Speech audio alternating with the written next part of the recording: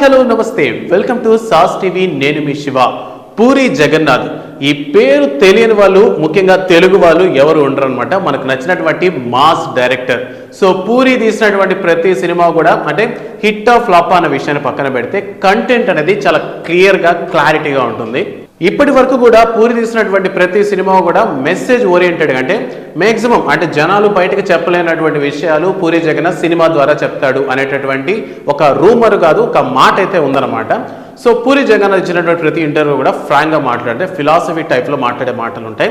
So ప్రస్తుతం పూరి జగన్నాథ్ తీస్తున్నటువంటి cinema double iSmart. So 2019లో వచ్చినటువంటి ఇస్మార్ట్ శంకర్ అంటే రామ్ పోతినేనిని, ఒక లవర్ బాయ్గా ఉన్న రామ్ పోతినేని ఒక మాస్ హీరోగా చూపించినటువంటి సినిమా అని చెప్పొచ్చు.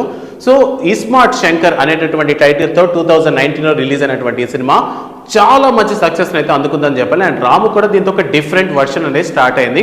అండ్ దాని తర్వాత స్కందాలు కూడా ఊర్ర మాస్గా చూపించే ప్రయత్నం చేశాడు బట్ అదంతగా వర్కౌట్ అవ్వలేదు. సో ప్రస్తుతానికి డబుల్ ఇస్మార్ట్ అంటే ఈ ఇస్మార్ట్ శంకర్కి సెకండ్ పార్ట్ని అయితే తీయబోతున్నారు అనమాట. సో పూరి జగన్నాథ్ తీసినటువంటి లాస్ట్ మూవీ ఏదైతే ఉందో లైగర్, విజయ్ దేవరకొండ హీరోగా చేసినటువంటి లైగర్ సినిమాకి ప్రొడ్యూస్ చేశాడనమాట Puri Jagannadh and Charmi also. So cinema disaster అవడంతో చాలా వరకు ఆర్థిక అంటే ఫైనాన్షియల్గా చాలా స్ట్రగుల్ అయ్యారు. సో దాని తర్వాత డబుల్ ఇస్మార్ట్ మీద అయితే చాలా హోప్స్ అయితే ఉన్నాయన్నమాట పూరి జగన్నాథ్కి. సో ప్రస్తుతానికి ఈ సినిమాకి సంబంధించినంత వరకు ఈ సినిమా ఉగాది సందర్భంగా మనకు ముందరికి రిలీజ్ చేసే ప్రయత్నాల్లో ఉన్నారనమాట మూవీ టీం అంతా. సో ఈ సినిమా క్లైమాక్స్ షూటింగ్ అనేది రీసెంట్గా స్టార్ట్ అయింది. దీనికి సంబంధించి భారీ బడ్జెట్తో ప్లాన్ చేస్తున్నాడంట క్లైమాక్స్ని పూరి. సో ఒక 7 కోట్లు ఖర్చు పెట్టి ఈ సినిమా క్లైమాక్స్ని అయితే ప్లాన్ చేసే పనిలో ఉన్నారు పూరి. ఇంత ఖర్చు ఎందుకు పెడుతున్నారు అంటే లాస్ట్ టైం లైగర్ సినిమాతోనే మంచి కాదు, చాలా భారీ డిజాస్టర్ అందుకున్నటువంటి పూరికి దాని తర్వాత ఏదైనా సినిమా చేయగలరా, అసలు సినిమాకి ఆయనకైనా ఆప్షన్స్ వస్తాయా అని ఆలోచించారు జనాలు. బట్ పూరి ఏ మాత్రం తగ్గేదే లేదనమాట. ఆయన చెప్పిన ఫిలాసఫీలన్నీ మేబీ ఆయనే విన్నాడేమో. సో ఈ సినిమాకి డబుల్ ఇస్మార్ట్ సినిమాకి సంబంధించినంత వరకు చాలా మోటివేట్ చేసుకుని మొత్తానికి క్లైమాక్స్ని భారీగా ప్లాన్ చేసే ప్రయత్నాలు అయితే చేస్తున్నారు.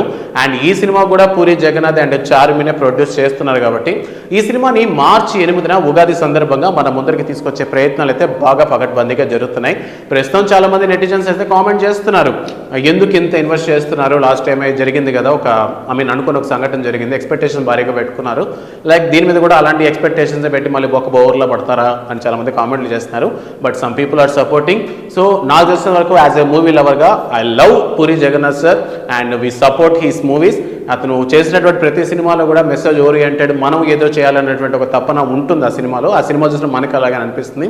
సో పూరి తీసుకున్నటువంటి ఈ నిర్ణయం అంటే క్లైమాక్స్కి అంత పెడుతున్నాడు అంటే మేబీ ఛాన్సెస్ ఉన్నాయి, ఎందుకంటే ఇస్మార్ట్ శంకర్ మూవీని మనం చూసాం కాబట్టి నియర్లీ అటువంటి ఒక వర్షన్ తీసుకొని ఉండొచ్చు.